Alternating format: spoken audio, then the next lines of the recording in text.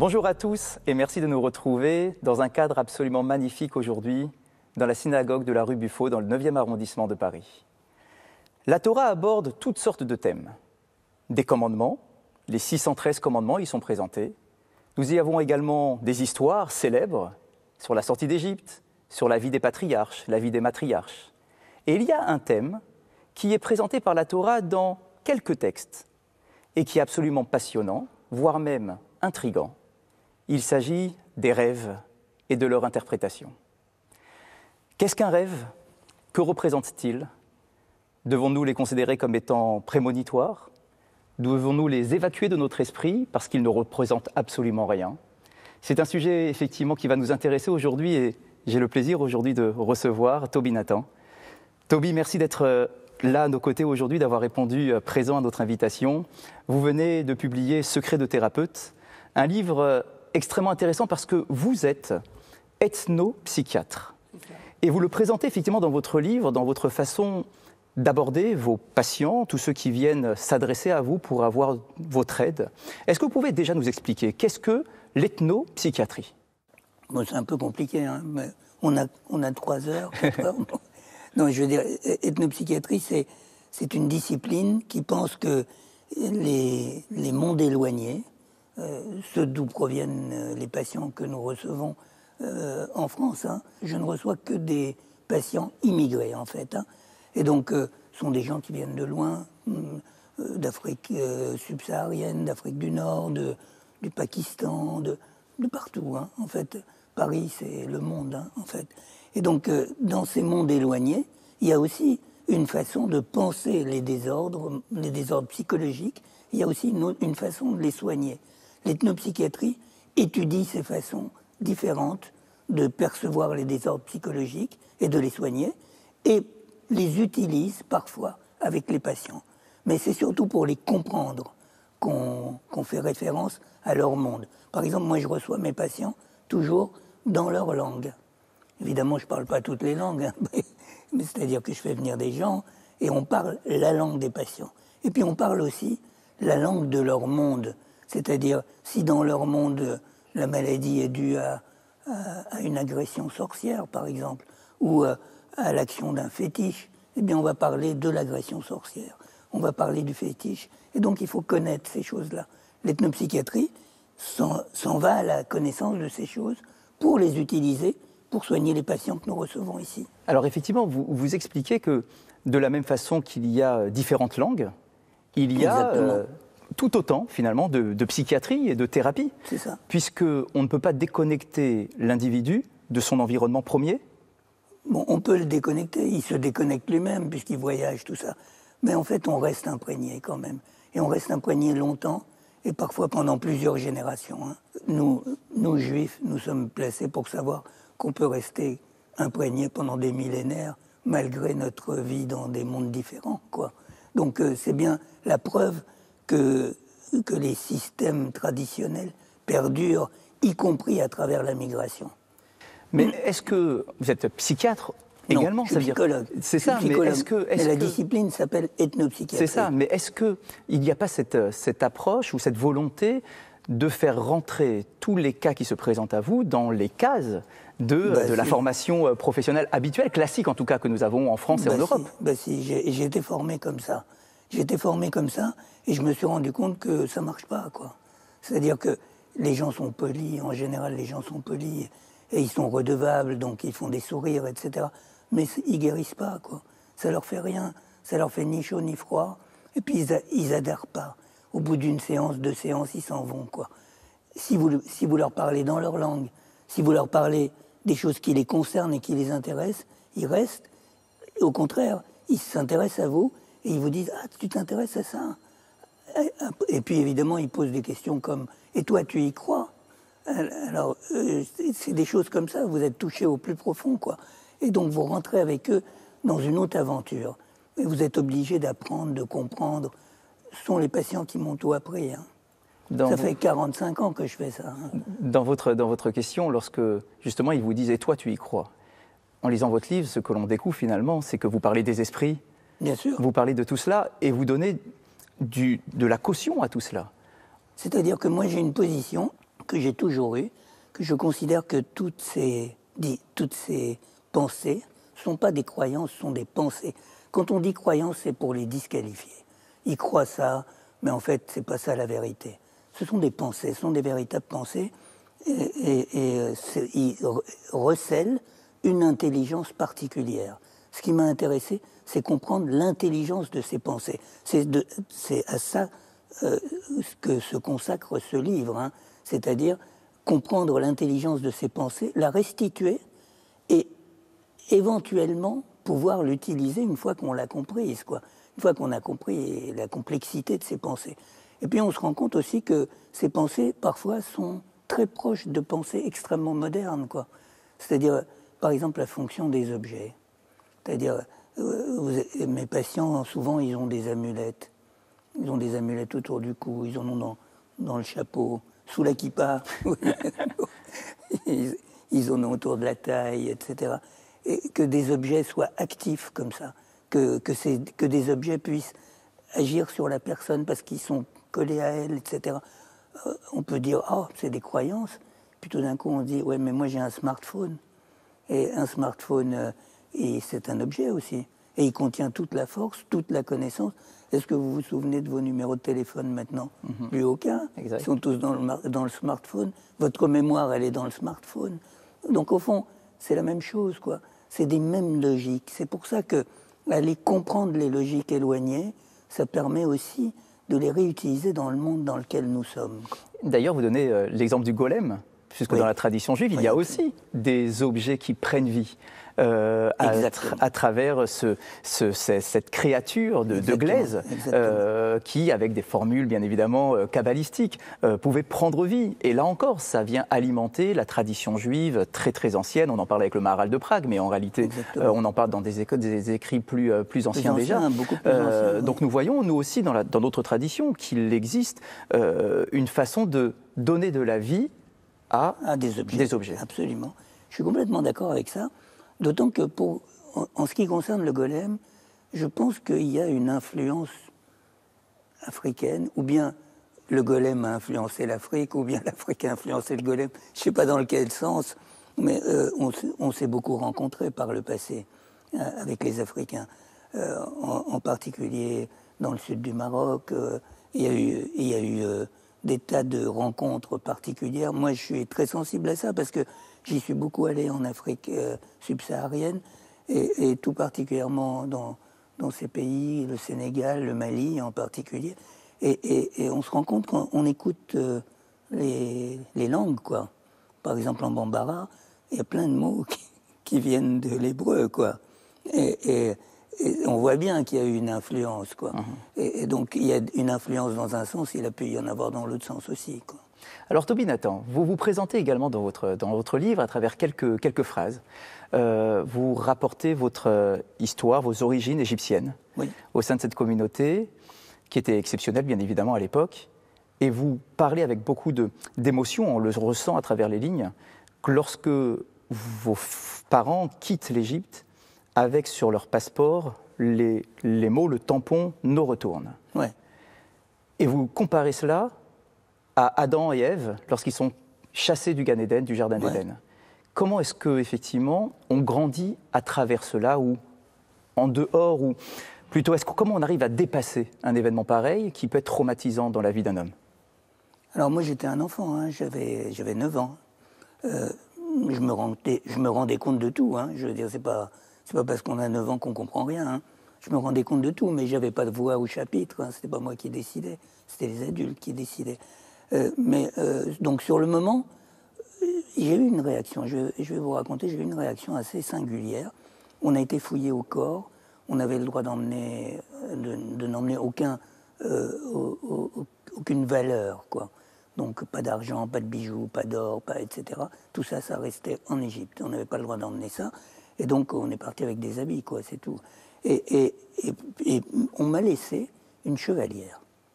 Et donc une chevalière en or, hein, avec mes initiales dessus. Donc je suis arrivé sur le bateau, on est parti en bateau. Je suis arrivé sur le bateau a commencé à partir, j'ai pris la chevalière, j'ai foutu dans l'eau. Ce geste, je ne l'ai compris que 30 ans plus tard, quoi. Je suis allé dire à ma mère, la bague est tombée.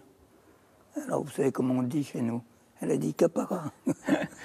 C'est-à-dire, elle a été offerte en sacrifice. Tu l'as pas perdue, elle a été offerte en sacrifice. Bon, et puis c'est tout, puis ça s'est arrêté là. Mais moi, j'y réfléchis, je me suis dit, c'est pas vrai, elle n'est pas tombée, je l'ai jetée, quoi. Et je l'ai jetée parce que je me suis dit, au fond de moi, je crois, je me suis dit, mais c'est pas possible, on perd tout, donc il faut vraiment que ça soit tout, quoi. Et donc, j'ai balancé la bague. Bon, et donc, sur le moment, moi, j'ai grandi, quoi. J'ai grandi, on a vécu un temps en Italie, ensuite en France. C'est assez singulier parce que j'étais un petit enfant égyptien à un moment. Après, j'ai été un petit enfant italien. J'étais très bien comme petit enfant italien. Et je m'étais habitué. Vous savez, à cet âge-là, on apprend la langue en 3 mois. Hein. Et donc, je parlais italien. J'avais plein de copains italiens et tout ça. Puis, il n'y avait pas de boulot en Italie. Donc, on est parti pour venir chercher du boulot en France. Enfin, mon père, quoi. Et j'ai suivi, bien sûr. Et donc, après, je suis devenu un petit enfant français. Donc, on s'adapte. Mais c'est une adaptation. Ça ne veut pas dire que c'est une imprégnation. À l'intérieur de moi, il y a une question, depuis toujours. Et ça ressurgit à l'adolescence, en fait. Hein. Ça ressurgit à l'adolescence, ça ressurgit quand j'étais jeune adulte. Et puis, vous savez, j'ai eu 20 ans en 68. Hein. Donc, 20 ans en 68 en France, on était à faire les manifs, quoi. Bon. Et donc, cette révolte que j'avais probablement depuis longtemps, depuis ce départ d'Égypte, s'est exprimée de manière politique d'abord, avant que tout ça, ça se retravaille. On met très longtemps à comprendre. Et d'ailleurs, pour toujours vous inscrire dans vos origines, dont vous parlez vous-même dans votre livre, votre prénom, Tobi, vous le prenez de grand-père de votre grand-père, Yom Tov, en hébreu. Exactement. Et qui était le grand rabbin du Caire? Non, d'Égypte. D'Égypte, carrément. C'était le grand rabbin d'Égypte, Yom Tov. Il s'appelait Yom Tov Israël. Israël, c'est le nom de ma mère. Le nom de mon père, c'est Nathan. Et le nom de ma mère, c'est Israël. Et donc, il s'appelait Yom Tov Israël Shirezli. Et cet homme était un homme extraordinaire, quoi. Et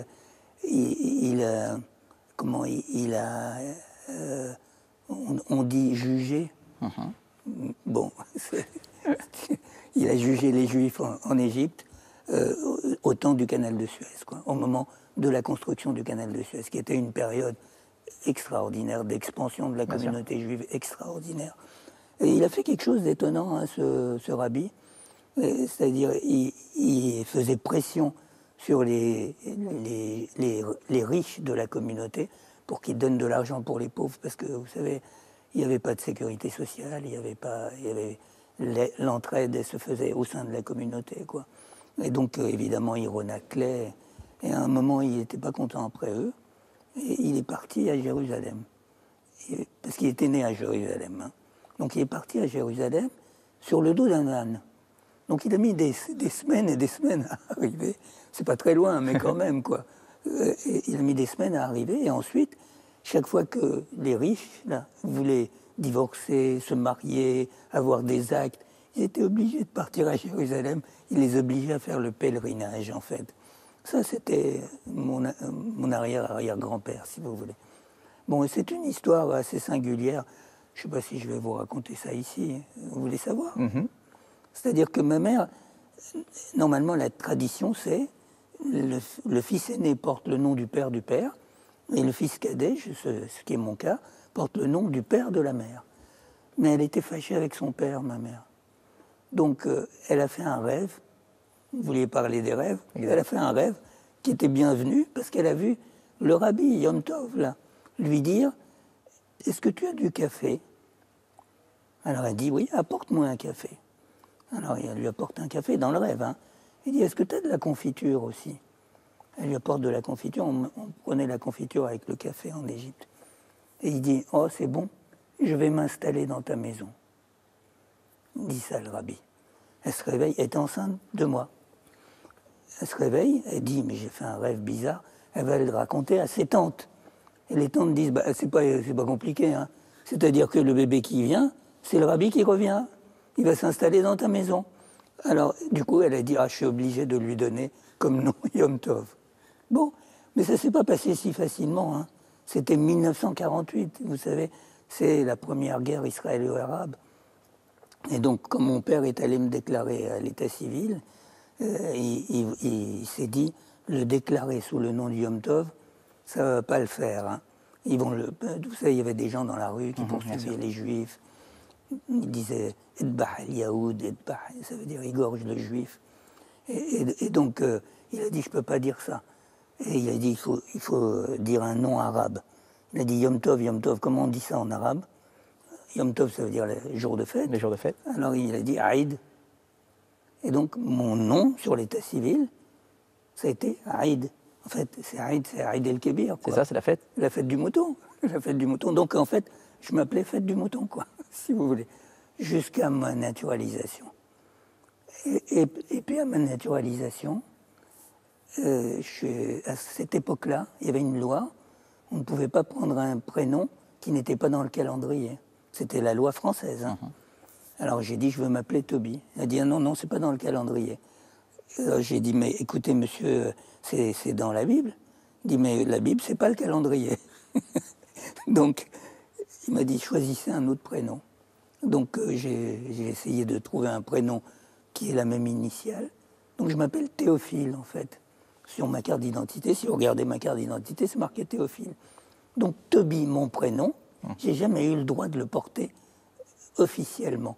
Comme quoi, le rabbi, il n'était peut-être pas tout à fait d'accord. Exactement. Et du coup, maintenant, voilà. On retrouve ce prénom de Toby. C'est ça. Alors justement, on parle des rêves. Votre mère qui est arrivée. Vous avez beaucoup écrit sur les rêves, le secret des rêves, la nouvelle interprétation des rêves. C'est ça.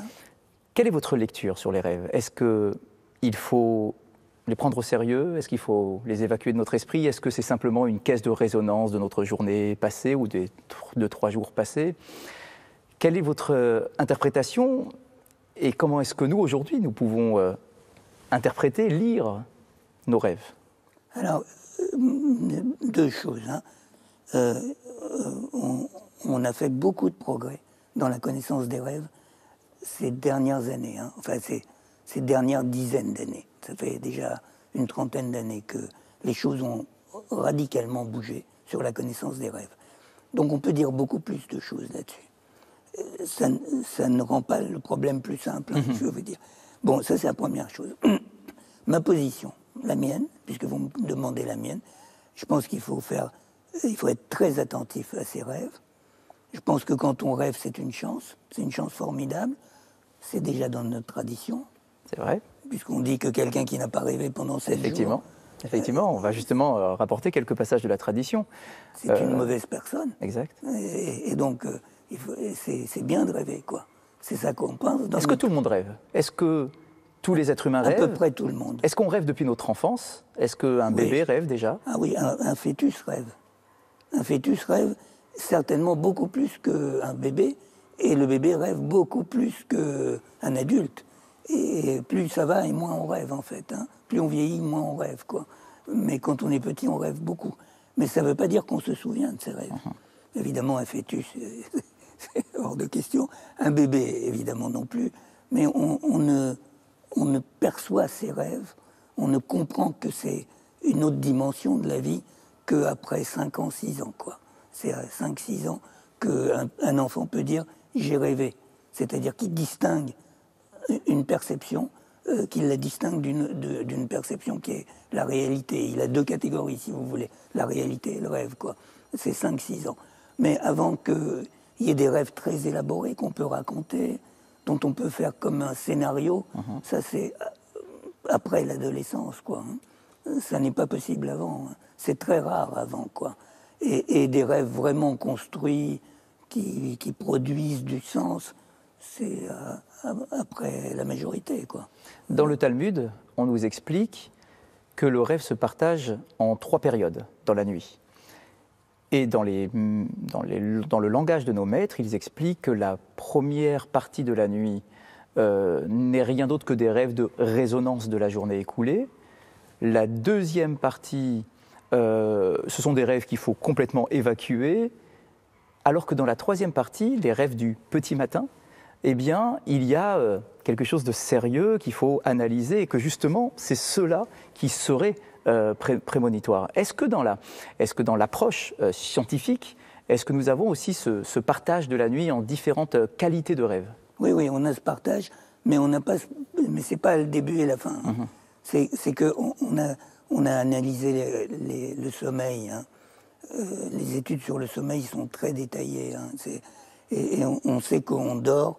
Pendant le sommeil, on a 5 formes de sommeil. Et une des formes du sommeil, qu'on appelle le sommeil paradoxal. Pourquoi paradoxal? Parce qu'on est totalement paralysé. C'est-à-dire, quand on rentre dans le sommeil, c'est comme un plongeur, si vous voulez. Vous descendez à 20 mètres, à 50 mètres, à 100 mètres. Alors, vous commencez, vous n'êtes pas complètement enfoncé dans le sommeil, vous descendez encore. Au fur et à mesure, vous perdez vos capacités à percevoir le monde, quoi. Vous n'entendez plus, vous ne sentez plus rien, etc. Quand vous êtes totalement paralysé, quand votre corps n'est plus là du tout, à ce moment-là, c'est à ce moment-là que le cerveau se réveille. Et le cerveau se réveille, et pas seulement le cerveau.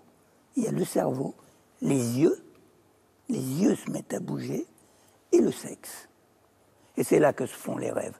Mais cette période-là, on l'a 4 fois dans la nuit. Au moins 4 fois. Ça dépend combien de temps vous dormez. Vous faites 8 heures, vous Je voudrais bien en faire autant. C'est ça, on fait rarement 8 heures. Donc, ceux qui font moins, c'est 3 fois, 4 fois, bon, etc. Mais en tout cas, c'est par séquence comme ça. C'est comme ça la fragmentation de la nuit.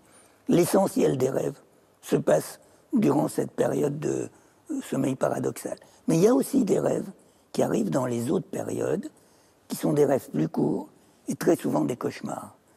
C'est peut-être à ça que fait référence la tradition quand elle dit ça c'est des mauvais rêves dont il ne faut pas tenir compte. C'est les rêves qu'on fait dans le sommeil profond qui n'est pas le sommeil paradoxal, qui sont souvent des cauchemars. Ceux-là en effet, ils ne sont pas susceptibles d'être interprétés.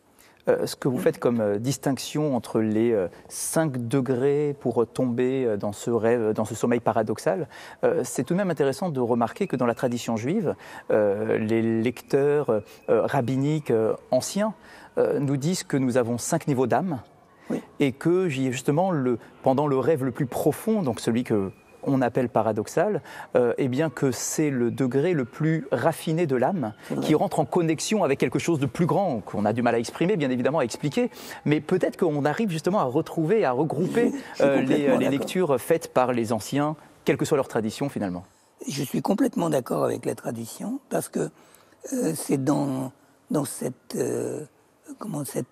temps du sommeil qui est très particulier, qui se reproduit plusieurs fois dans la nuit, hein. Comme je vous le disais tout à l'heure, c'est dans ce temps de sommeil que se déroulent les rêves qui sont exploitables. Et je suis d'accord aussi sur le fait que c'est une rencontre. C'est-à-dire que c'est une rencontre avec autre chose que ce qu'on rencontre dans la vie. Alors, il y a plein d'interprétations qui arrivent.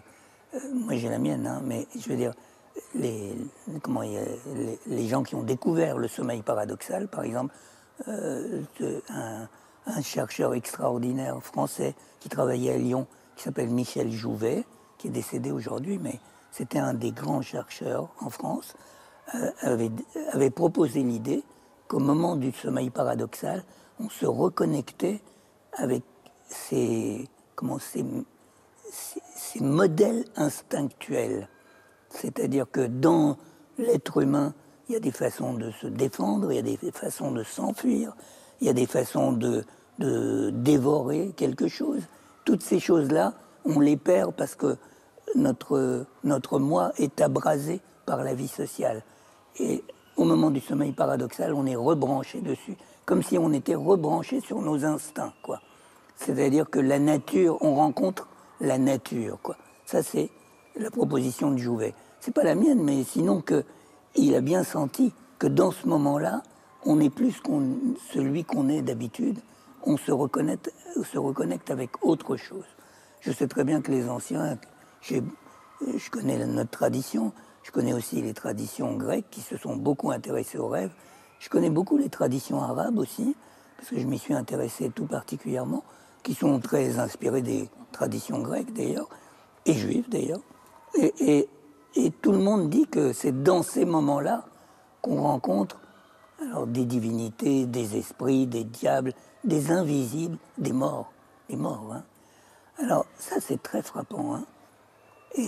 Et très souvent, ils me racontent qu'ils ont rencontré un mort, un père mort, une mère morte, une tante morte. Et qu'est-ce que ça veut dire? Qu'est-ce que je dois faire? Une fois que j'ai fait ce rêve, qu'est-ce que je dois faire, quoi? Et donc ça me frappe beaucoup. Ça veut dire que dans cette période, on rencontre des invisibles non humains. Voilà, c'est ça que je dirais. Et ça, c'est ma position. Les rêves chez l'homme n'ont jamais cessé de susciter la curiosité et d'intriguer les esprits les plus frénétiques, qui y voient parfois une porte entrebâillée vers le futur. Quel regard la tradition talmudique porte-t-elle sur les rêves et leur signification? La Torah se livre à plusieurs reprises au récit des rêves de différents personnages, comme par exemple les rêves de Joseph, le fils de Jacob. Le jeune homme raconte qu'il a vu dans un premier songe des gerbes de blé se prosterner devant sa gerbe, et dans un deuxième songe, plus audacieux, les astres, du soleil à la lune et aux étoiles, se prosterner à leur tour devant lui. Ce sont ces rêves de domination qui vont exciter la jalousie et la haine de ses 11 frères. Joseph est alors jeté dans une citerne avant d'être vendu par ses frères comme esclave, et ainsi s'ouvre le chemin vers l'Égypte. La bénédiction divine l'accompagne même dans les pires épreuves. Il provoque de nouvelles jalousies en refusant les avances de la femme de son maître. Emprisonné, il est remarqué pour sa capacité à interpréter les songes. Il est appelé auprès de Pharaon pour un de ses rêves qu'aucun mage ne parvient à expliquer. C'est le fameux songe des 7 vaches maigres dévorant 7 vaches grasses. Il prédit à l'Égypte 7 années de fertilité, suivies de 7 autres de famine. Émerveillé par son savoir, Pharaon fait de Joseph son grand vizir, intendant de ses biens. Il est dorénavant puissant et gère les récoltes afin de faire des stocks dans la perspective de la disette à venir. Lorsque les années de vaches maigres surviennent, l'Égypte est non seulement à l'abri de la famine, mais peut même revendre à prix d'or son surplus aux nations voisines. Comme on le constate dans ces quelques exemples, la Torah accorde aux rêves une place de choix. Des songes dont les révélations, correctement interprétées, ne sont jamais pris à défaut. On peut y lire que les rêves recèlent 1/60 de la prophétie. On apprend aussi que les révélations d'un rêve sont exclusivement tributaires de l'interprétation qui en est faite. D'autres enseignements talmudiques semblent démentir cette valeur attribuée aux songes. On peut y lire que leur contenu est absolument sans incidence, ou encore que l'on ne montre à l'homme dans ses rêves que les pensées de son propre cœur. Dans la tradition juive, nous constatons dans toute la Bible que les prophètes ne reçoivent leur message, donc ils se reconnectent à quelque chose de plus authentique, uniquement dans la nuit, à l'exception de Moïse.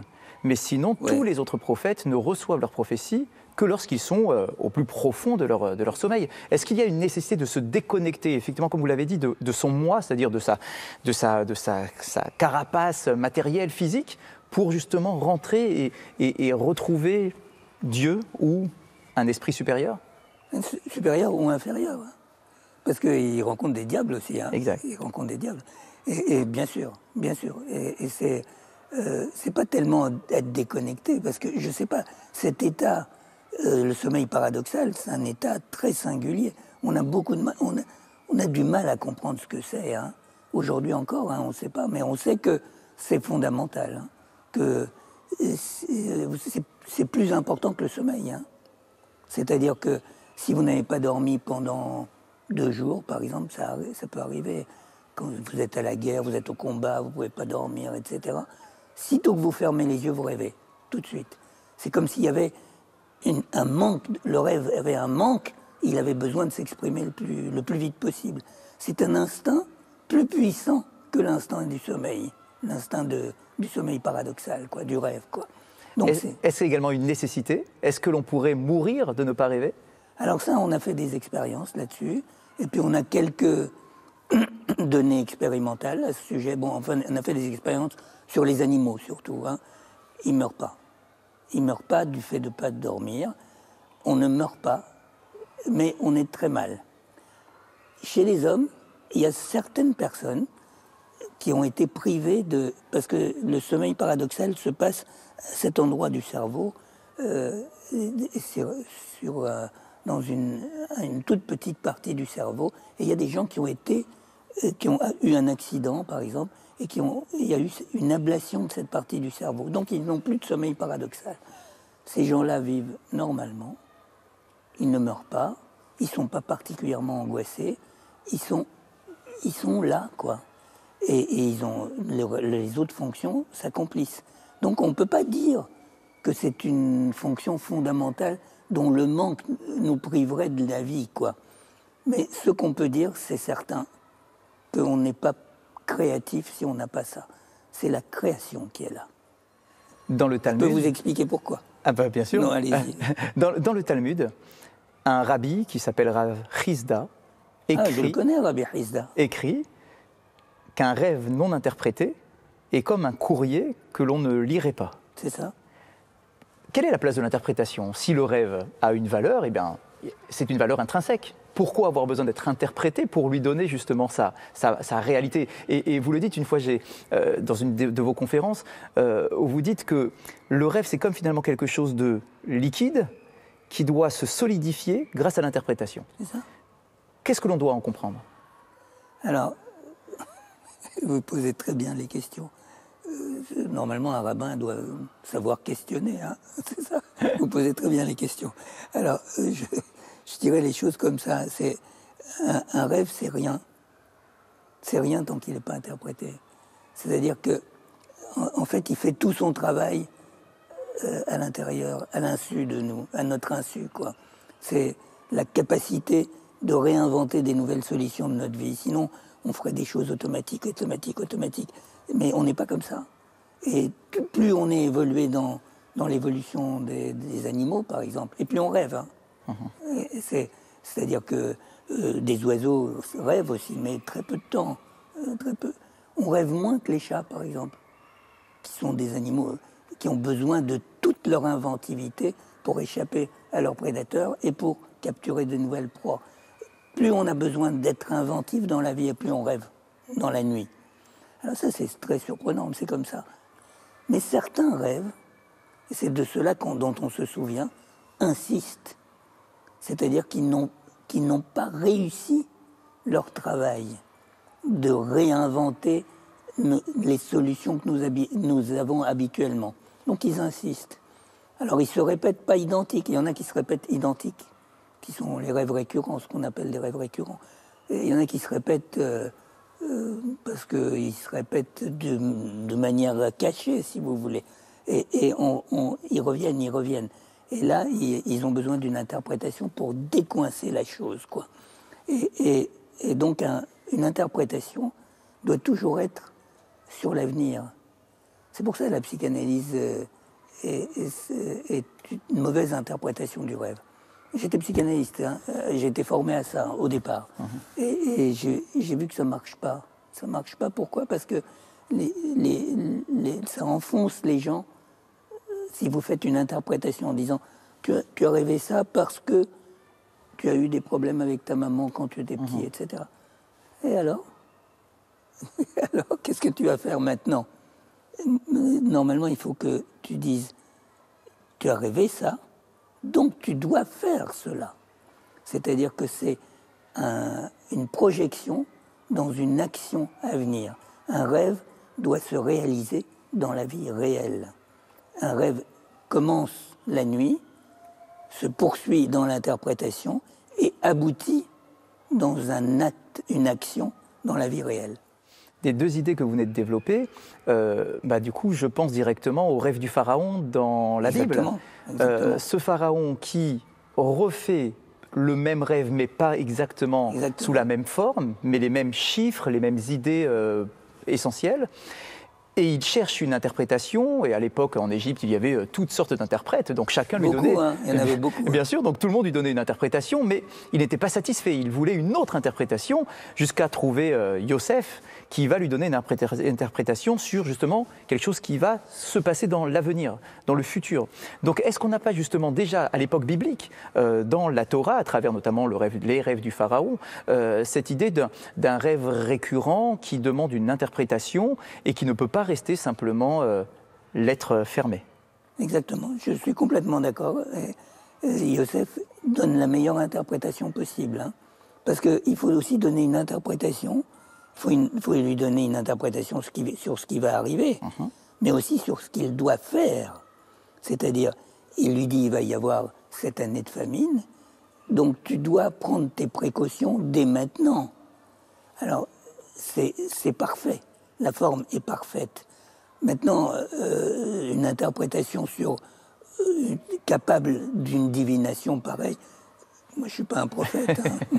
Bon, donc on peut dire que dans les rêves, il y a des nécessités importantes de certaines personnes qui se font jour dans le rêve, c'est-à-dire qui font pression. Par exemple, moi je peux dire à quelqu'un, tu as fait ce rêve-là, tu dois aller sur la tombe de tes parents, par exemple. Je peux dire des choses comme ça. C'est-à-dire que je me rends compte que cet homme qui a avancé dans la vie, qui a fait des affaires, etc., a oublié d'où il vient et ce qu'il doit à ses parents qui ont été des petites gens, qui n'avaient pas beaucoup d'argent, etc. Et je ne vais pas lui dire ça comme ça.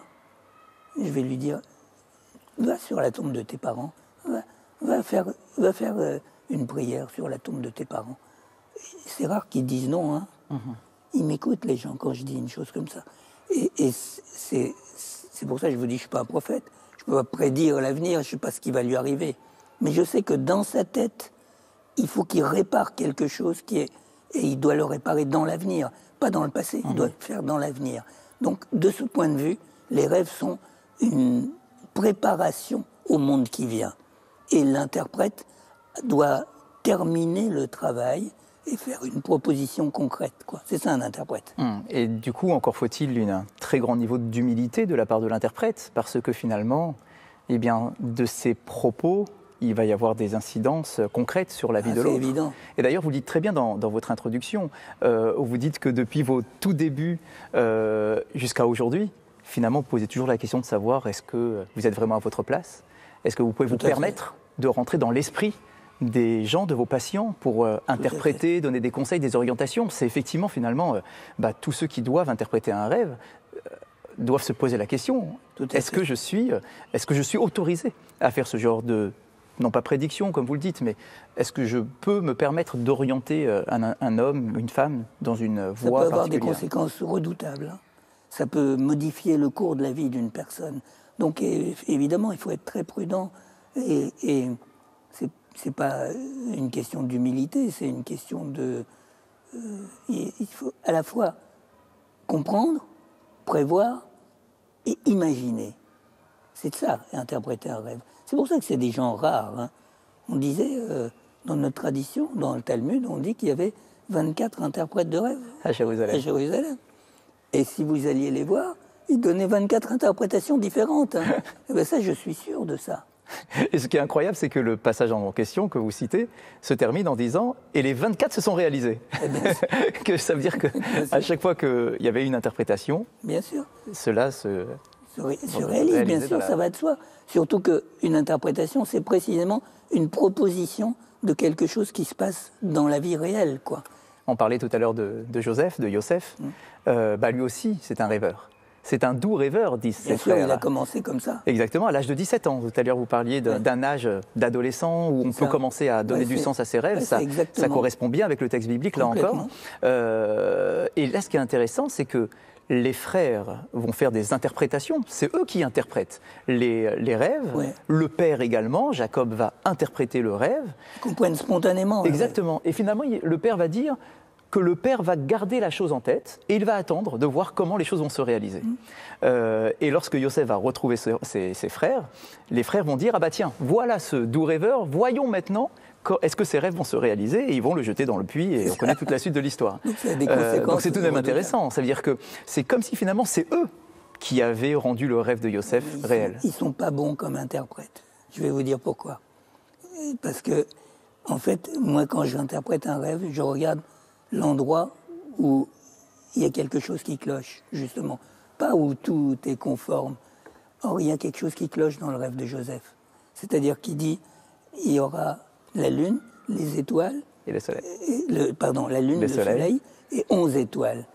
Or, il n'y aura pas la lune, parce que sa mère était déjà morte à ce moment-là. Donc, en fait, ce n'est pas des bons interprètes. Moi, j'aurais dit, pourquoi il y aura la lune, puisque la lune est déjà partie? Nos commentateurs nous disent que le père, lui, a fait cette remarque à Yosef. Il l'a fait. Exactement, c'est dans la suite. Lorsque justement lui, il dit « Comment est-ce que tu veux que la lune se prosterne devant toi alors que ta mère est déjà morte ?» C'est ça. Donc on voit exactement, c'est incroyable de voir le parallélisme. C'est ce que j'aurais dit, c'est là où j'aurais commencé l'interprétation du rêve.